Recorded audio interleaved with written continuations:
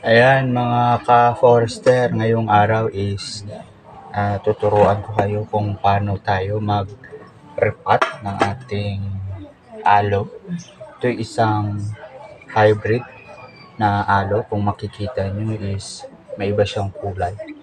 May kulay dilaw siya. So, tuturo ko sa inyo paano tayo mag-repat nito kasi maliit na yung pot. So, dito natin ilagay sa isang pot. Yung pot nito ay galing sa Japan Surplus. So, may butas na siya. Ayan, may butas na.